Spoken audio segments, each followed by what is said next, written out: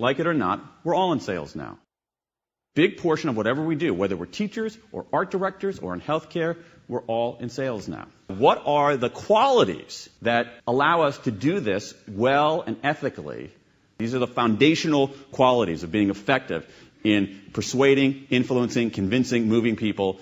They are the new ABCs: attunement, buoyancy, and clarity. Attunement, perspective taking. Can you attune yourself to someone else, understand their perspective?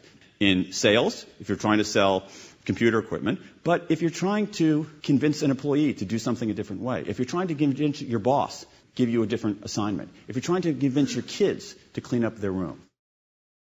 Buoyancy.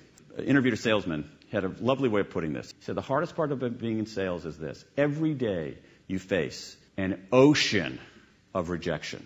And buoyancy is, how do you remain afloat on that ocean of rejection? If we're all in sales now, we're going to get rejected a lot. It turns out that questioning your abilities is often more effective than pumping yourself up.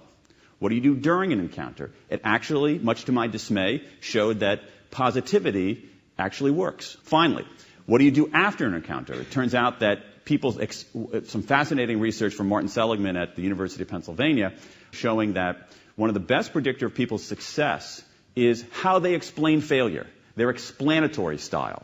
So that's buoyancy. And finally, ABC, A, attunement, B, buoyancy, C, clarity, is clarity. We live in a world awash in information. Having access to information doesn't give you any kind of comparative advantage. What gives you any kind of comparative advantage is being able to curate that information, distill that information, take that information and say, all of this is noise, but this part is signal. What you have to do is you have to draw on some very fundamentally human qualities. Can I understand someone else's point of view? Can I remain resilient and buoyant in the face of rejection?